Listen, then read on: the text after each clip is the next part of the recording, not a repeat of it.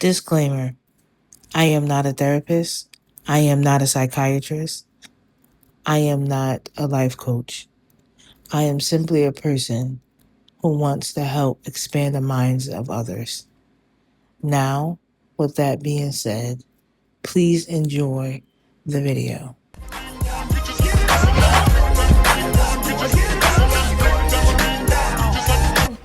Y'all, when I'm telling y'all I'm having technical difficulties like a bug, like, okay, so welcome back to my channel.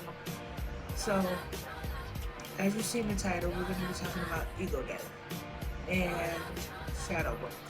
And 2-3 years ago, I went through this very thing where I had to sit myself down, listen to God, and actually listen to that inner voice, and that do the shadow work on myself, because not only was I speaking crazy to myself, but my ego was out of control because I always was trying to control things. I always wanted to be in control of things, and if I wasn't in control of things, I was spiraling out. So I got a couple of notes. Now, if you want to know more about shadow work, then you're gonna have to go and do your own research. I'm gonna hit the surface of what I experienced.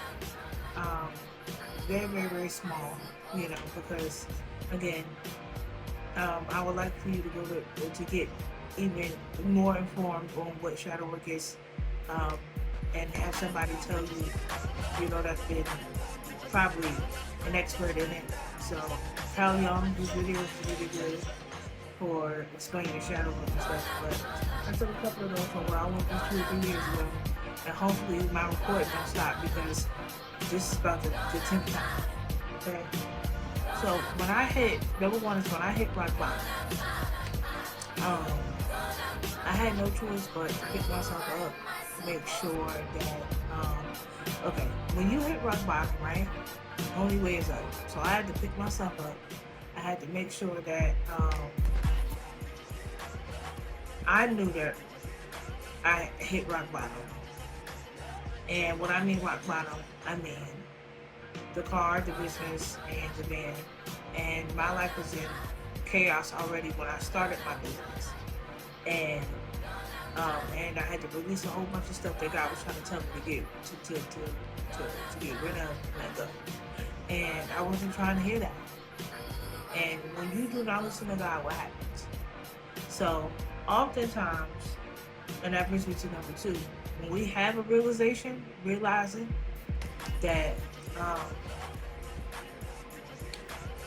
you are going through hell on earth and you don't want to take accountability for nothing, I don't know, life just unfolds like crazy in a way where you be like, what the heck that happened? But you played a major part in it. And I think, and don't take this in a way where I'm like, you, it's your fault.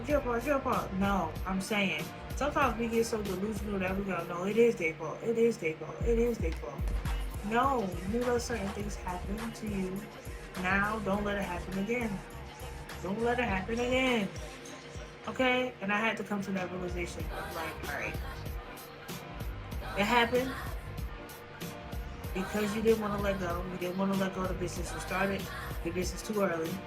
That's another thing. You think it's intuition, but it's not. It's you being impatient, disobedient, because I got the vision, but God didn't say now. I'm going to tell you something right now. I got the vision for the business, but God didn't tell me that was the time. He'll give you something, but the timeline wasn't. It wasn't because I was going through a lot where I should have cleaned house first and then did that. Yes, write the vision down, note it, put it on paper, but my ego said, "No, I want this now. You done planted this in me. I want it right now. You done planted it, give it to me now. I'm gonna make it happen." God said, "Wait a minute. I gave you the vision. Wait, it ain't supposed to be happening now, baby." And I feel like that's when it went all downhill.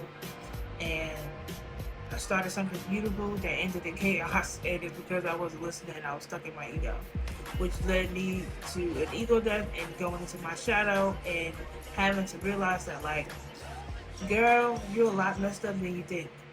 And you need to sit down somewhere and you need to go open up the Bible and get closer to God and see if He's really trying to tell you something. So that's number two, the realization of stuff. Now accepting the fact that you're in this situation. You're in it. You're in it. You're in the thick of it. You're in the thick of it. Now that you need to accept it, now that God is ripping off your mask and He's showing you, who you are, and now nothing don't look the same, because that happens. And I feel like ego death happens when you have an awakening to it. If you don't know what that is, look it up. I'm not here to explain that. I'm just here to tell you what I went through.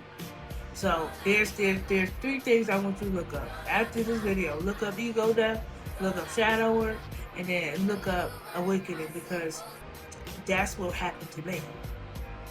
Where I felt like the voice of God was rumbling, like, hey,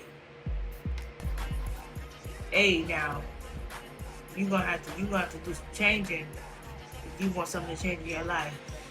And I really wasn't trying to pay attention until God really was like screaming at me, like, all right. And I was like, all right, okay. So the last one is, and I'm gonna try to get through this because I want, Lord, step into your light and don't get stuck there. Yes, that happened to you. Yes, God has set you down. Yes, you got things stripped away from you because you was being disobedient. But now God is giving you a clean slate. Take the pen and rewrite it. That's what we also say, right? Take the pen and rewrite it. You got the power to do that. Rewrite your life. Don't get stuck there. Don't blame people neither. Because just as they played a part in it, you played a part in it too. And my going through shadow work and having this ego death, and it scared me, but it also revealed to me that I am stronger than I think. And that life doesn't have to be rushed. Okay? So I want y'all to remember. And whoever wants to join the Hubo family, and if you don't know what Hubo is, it's me choosing courage over comfort. You're going to do the thing that scared the crap out of you. Because on the other side of that fear is freedom. Okay? Do that thing that God called you to do. Even if God calls you to wait. We don't like doing that.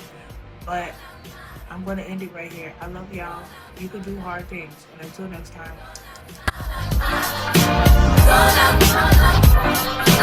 What am I supposed to